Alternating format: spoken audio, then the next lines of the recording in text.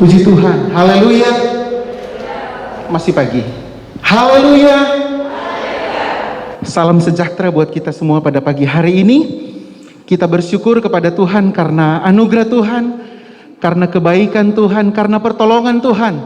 Saya dan saudara masih diberikan kesempatan untuk datang beribadah pada pagi hari ini. Puji Tuhan, saudara, secara pribadi bagi saya ini adalah pelayanan yang istimewa, saudara. Pelayanan yang istimewa pertama kali dalam hidup ketika diberikan kepercayaan untuk melayani, saudara. Baru kali ini saya melayani ibadah raya dan di hadapan kita ada jenazah yang terbaring, Oma Kekasih. Secara manusia, saudara, secara manusia saya berpikir begini.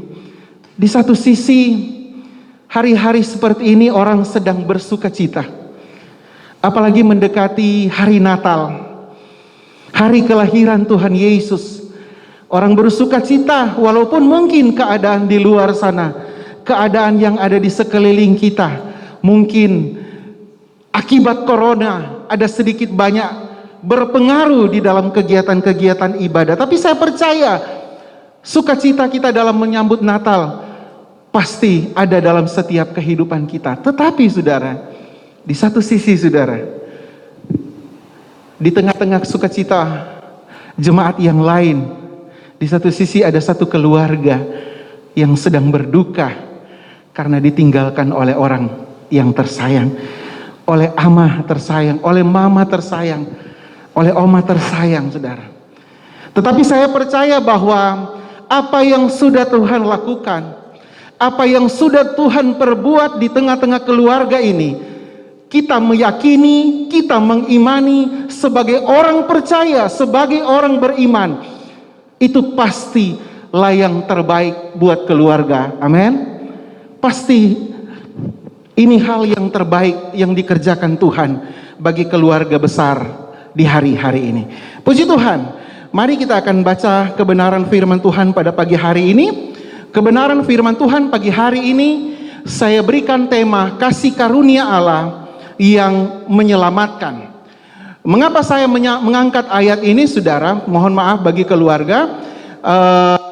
Ini adalah merupakan tema besar bagi kami sepanjang bulan Desember. Jadi tema besar GPDI Narwastu Bima itu bicara tentang kasih karunia, bicara tentang keselamatan, bicara tentang damai sejahtera. Dan pada pagi hari ini kita akan belajar firman Allah yang singkat, yaitu kasih karunia Allah yang menyelamatkan. Mari kita baca di dalam Titus pasal yang kedua. Titus pasal yang kedua, ayat yang ke-11. Dan kalau saudara tidak keberatan, saya undang kita sama-sama bangkit berdiri untuk membacakan kebenaran firman Tuhan ini secara bersama-sama. Titus pasal yang kedua ayat yang ke-11. Bapak Ibu yang tidak membawa Alkitab mungkin bisa melihat di belakang saya. Dalam hitungan yang ketiga kita akan baca bersama-sama. 2, 3. Karena kasih karunia Allah yang menyelamatkan semua manusia sudah nyata. Haleluya, puji Tuhan. Silakan saudara duduk. Saudaraku yang kekasih di dalam Tuhan Yesus Kristus, sebagaimana saya sudah katakan tadi bahwa beberapa hari lagi kita akan merayakan hari Natal, saudara. Dan hari Natal itu adalah hari yang sudah biasa kita rayakan setiap tahun. Walaupun sebenarnya hari Natal itu adalah hari yang luar biasa. Tetapi kita melihat di tahun-tahun yang lalu, di waktu-waktu yang lalu, perayaan hari Natal itu sangat-sangat luar biasa, sehingga pada akhirnya mengurangi makna Natal yang sesungguhnya. Saudaraku yang kekasih di dalam Tuhan Yesus Kristus, hari Natal itu mengingatkan kita, orang-orang percaya, bahwa bahwa Tuhan itu pernah datang, pernah hadir, pernah lahir untuk menebus hidup saya dan hidup saudara. Itu Natal, saudara. Hari Natal bukan sekedar kita merayakan hari lahirnya seorang bayi yang bernama Yesus, saudara. Tetapi hari Natal itu merupakan sebuah peristiwa untuk mengingatkan kita, mengingatkan manusia bahwa Allah pernah lewat anaknya datang ke dalam dunia ini, berinkarnasi, saudara, menjelma menjadi manusia untuk menebus kehidupan saya dan kehidupan saudara. Saudaraku yang kekasih di dalam Tuhan Yesus Kristus, tadi saya sudah singgung, walaupun mungkin tahun ini seluruh dunia merayakan Natal secara sederhana, tetapi sesungguhnya inilah Natal yang sebenarnya, makna Natal yang sebenarnya, yaitu berbicara tentang kesederhanaan. Saudaraku yang kekasih di dalam Tuhan Yesus Kristus, pada pagi hari ini kita kembali kepada kebenaran firman Tuhan dalam ayat pokok kita. Karena kasih karunia Allah yang menyelamatkan semua manusia sudah nyata. Saudara, kita akan belajar kata kasih karunia dalam perjanjian baru, saudara. Itu berasal dari bahasa Yunani atau kata Yunani yang menuliskan dengan kata karis, yang berarti kesukaan, berkat, atau kebaikan. Itu adalah kasih karunia dalam perjanjian baru, saudara. Dari kata Yunani yang memiliki arti dalam bahasa Indonesia, itu adalah bicara tentang kesukaan, itu bicara tentang berkat, itu bicara tentang kebaikan, saudara. Nah, pagi hari ini kita akan belajar bersama-sama pengertian kasih karunia, saudara, sebelum kita masuk di dalam inti kita pada pagi hari ini. Kasih karunia itu berarti suatu pemberian yang sangat bernilai dan dibutuhkan. Itu pengertian yang pertama tentang kasih karunia. Suatu pemberian yang sangat bernilai dan dibutuhkan. Dan kalau kita hubungkan itu dengan kehidupan kita sebagai orang percaya, itu bicara tentang Yesus Kristus. Suatu pemberian yang sangat bernilai. Yesus itu sangat bernilai dalam setiap kehidupan orang percaya, bagi umat manusia, dan dia dibutuhkan. Dia dibutuhkan. Itu pengertian yang pertama. Yang kedua, kasih karunia berarti suatu pemberian yang diberikan dari pihak yang lebih tinggi, dalam hal ini Tuhan Allah, pihak yang lebih tinggi derajat atau statusnya kepada pihak yang lebih rendah. Itu pengertian kasih karunia, saudara. Yang ketiga, saudara, kasih karunia berarti pemberian yang tidak memandang kelayakan si penerima pemberian itu. Tidak melihat, tidak memandang layak tidak layaknya siapa yang menerima itu diberikan. Dan yang pengertian yang keempat, kasih karunia berarti pemberian tanpa harus membayar atau memenuhi syarat tertentu. Saudaraku yang kekasih di dalam Tuhan Yesus Kristus, inilah pengertian dari kasih karunia yang saya sudah katakan tadi. Yesus itu adalah kasih karunia yang diberikan bagi setiap umat manusia, termasuk saya dan saudara yang hadir pada pagi hari ini. Saudaraku yang kekasih di dalam Tuhan Yesus Kristus, pada poin yang keempat, pengertian yang keempat, kasih karunia itu adalah pemberian tanpa harus membayar atau memenuhi syarat tertentu, saudara. Pemberian secara cuma-cuma, saudara. Diberikan secara gratis, diberikan secara cuma-cuma kepada kita, orang percaya, saudara. Saudara, sebab itu di dalam Efesus pasal yang kedua, ayat yang ke-8 dan ayat yang ke-9, saudara, firman Allah berkata begini. Sebab kasih karunia, karena kasih karunia kamu diselamatkan oleh iman. Itu bukan hasil usahamu, tetapi pemberian Allah. Itu bukan hasil pekerjaanmu. Jangan ada orang yang memegahkan diri.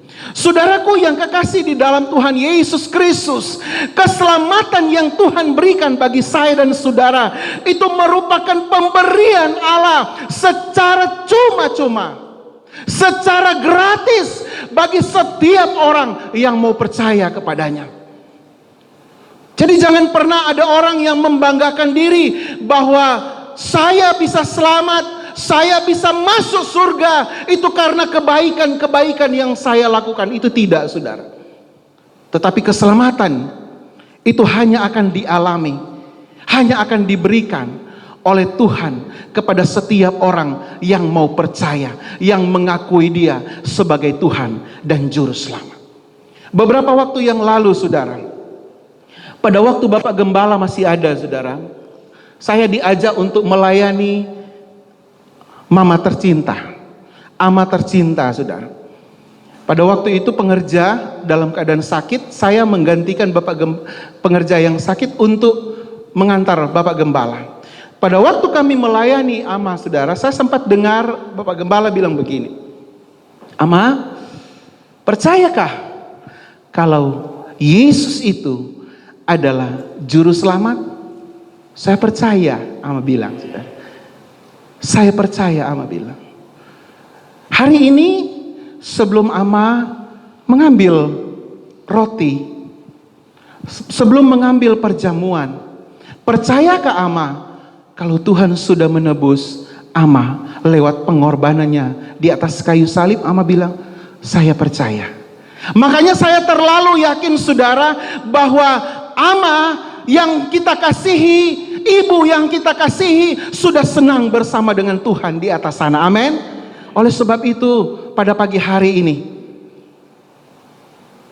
ama sudah menerima keselamatan dari Tuhan. Ama sudah menerima kasih karunia dari Tuhan. Tinggal kita yang masih hidup, teladan sudah ditinggalkan oleh ibu tercinta. Dan saya percaya, saudara, kalau ama tidak kalau bukan karena usianya sudah tua, saudara, sudah lanjut usia, saya terlalu yakin mungkin orang tua kekasih kita ini adalah orang yang rajin dalam beribadah, saudara. Tetapi mungkin karena usia yang sudah tua, jadi akhirnya membatasi dia, membatasi mama kita yang tercinta untuk datang beribadah. Tetapi satu hal yang luar biasa, ama, ibu tercinta, mati meninggalkan kita dalam keadaan mempercayai Tuhan sebagai Tuhan dan Juru Selamat dalam hidupnya. Saudaraku yang kekasih di dalam Tuhan Yesus Kristus, saya sudah katakan tadi bahwa keselamatan itu adalah anugerah Allah, adalah pemberian Allah lewat anaknya yang tunggal, yaitu Yesus Kristus. Kita semua sudah menerima kasih karunia daripada Tuhan. Kita sudah menerima keselamatan daripada Tuhan. Dan pertahankan itu, saudara. Sekali Yesus, tetaplah Yesus. Jangan pernah meninggalkan Dia. Jangan pernah melepaskan Dia. Tidak ada yang bisa menyelamatkan kita di dalam dunia ini, saudara. Hanya satu-satunya Yesus memberikan kita kepastian keselamatan. Mungkin di agama-agama yang lain, kepercayaan lain, ketika ditanya, apakah kamu selamat? Insya Allah, mudah-mudahan, semoga. Tetapi di dalam Yesus kita memiliki kepastian keselamatan ketika kita menjadikan Dia Juru Selamat pribadi dalam hidup kita. Saudaraku yang kekasih di dalam Tuhan Yesus Kristus, berbahagialah kita yang ada pada pagi hari ini.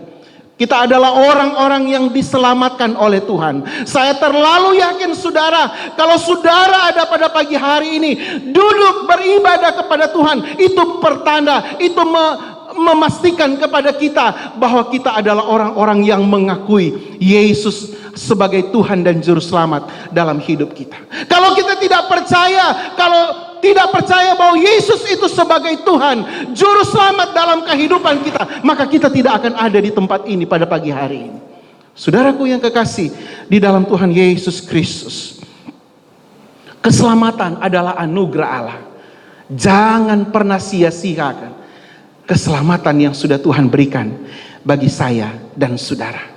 Di dalam 1 Korintus pasal yang pertama ayat yang keempat, firman Allah berkata, aku senantiasa mengucap syukur kepada Allahku karena kamu atas kasih karunia Allah yang dianugerahkannya kepada kamu dalam Kristus Yesus. Mengucap syukur, saudara, berterima kasih kepada Tuhan kalau kita masih diberikan kasih karunia oleh Tuhan.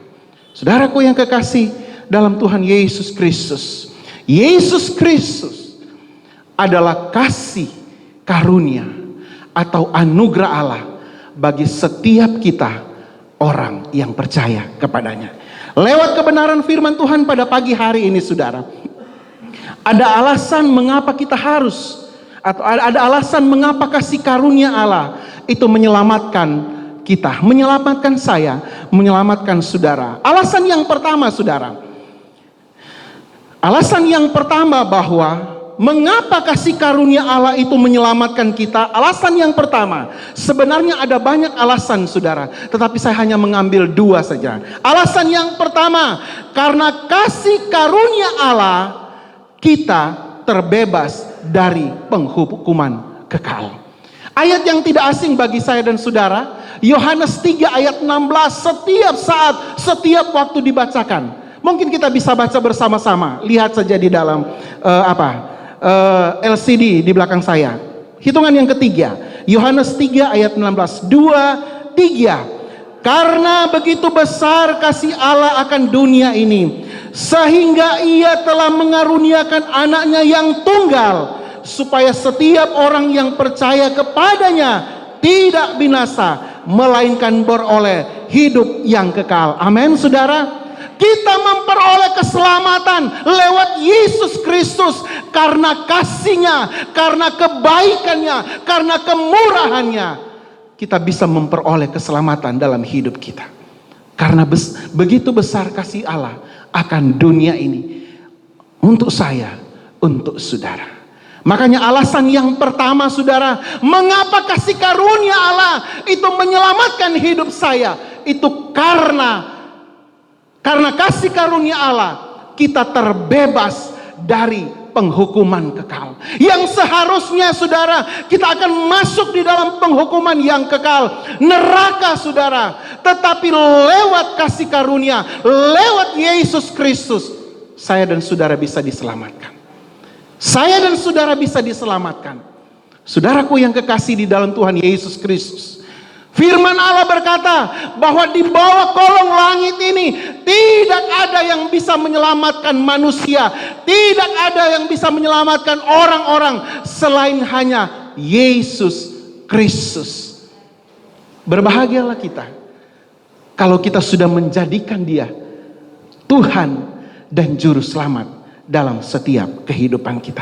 Efesus pasal yang pertama ayat yang ketiga sampai ayat yang ketujuh, saya baca secara cepat, saudara.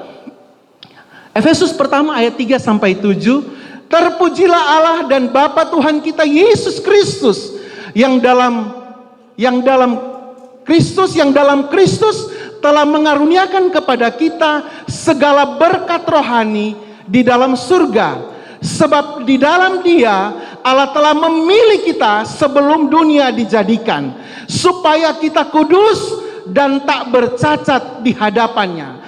Dalam kasih Ia telah menentukan kita dari semula oleh Yesus Kristus untuk menjadi anak-anaknya sesuai dengan kerelaan kehendaknya. Ayat yang ke-6, supaya terpujilah kasih karunia-Nya yang mulia yang dikaruniakannya kepada kita di dalam Dia yang dikasihinya.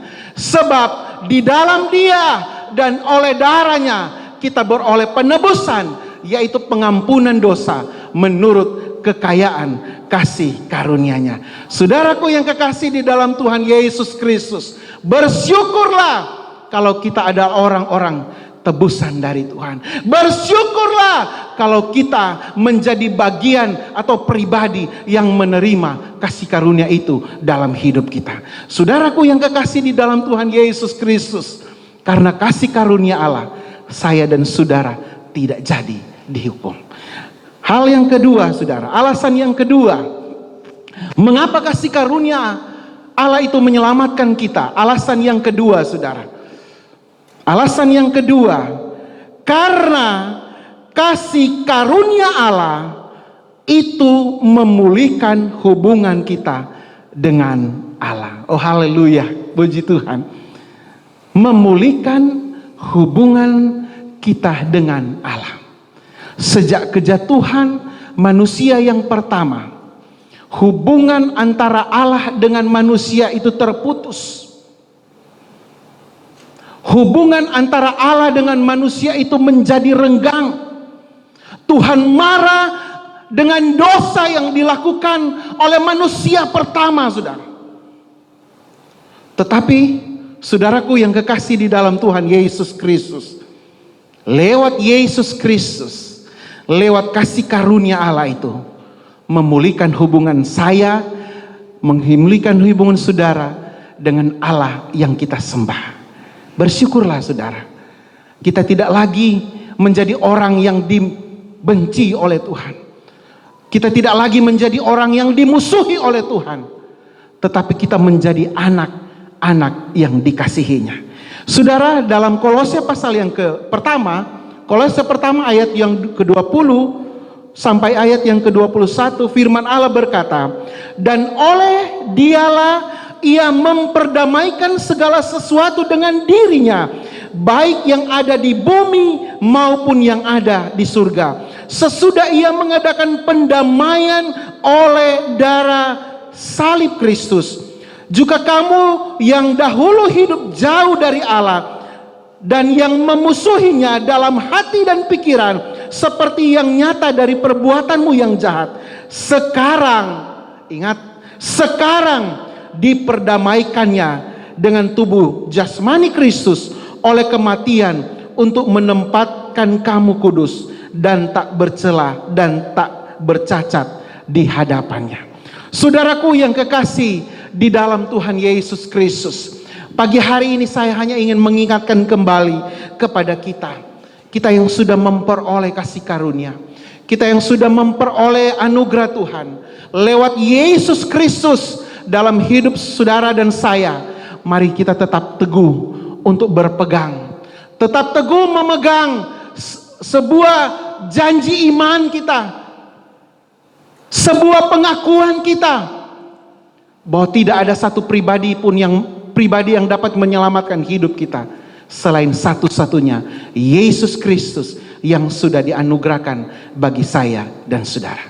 Tuhan Yesus memberkati kita pada pagi hari ini. Mari pemain musik saya undang kita nyanyikan pujian Yesus Engkau Juru Selamatku.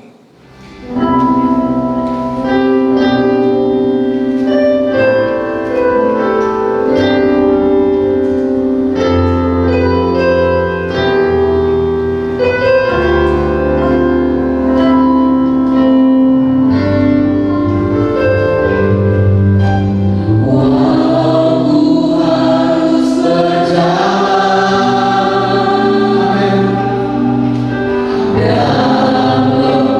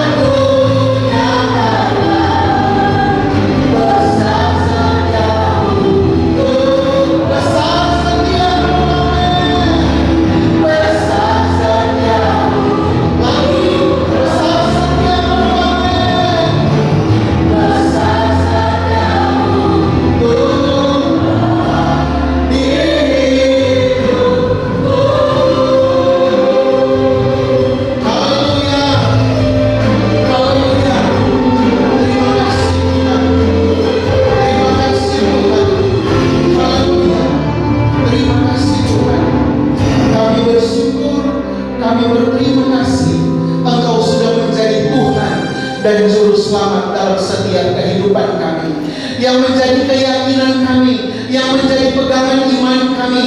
Kami akan tetap memegang Engkau, menjadikan Engkau sebagai Tuhan dan Juru Selamat dalam setiap kehidupan kami. Terima kasih Bapa di surga. Terima kasih Tuhan Yesus, memberkati kami semua yang sudah hadir pada pagi hari ini, memberkati kami yang sudah beribadah kepada Tuhan. Bahkan Tuhan memberkati keluarga besar yang sedang berduka cita di hari-hari ini. Kami terlalu yakin penghiburan yang sejati itu hanya datangnya dari Tuhan sendiri. Terima kasih Tuhan, hamba-Mu sudah berhenti berbicara, tapi kami hamba-Mu percaya bahwa firman Allah yang sudah disampaikan itu tidak akan pergi dengan percuma, tidak akan kembali dengan sia-sia, tetapi firman Tuhan itu akan bekerja di dalam setiap pribadi kami. Terima kasih Tuhan. Terima kasih Tuhan Yesus. Ini yang menjadi doa kami. Ampuni setiap dosa dan kesalahan kami. Hanya di dalam nama Tuhan Yesus Kristus kami sudah berdoa dan mengucap syukur. Haleluya, sama-sama.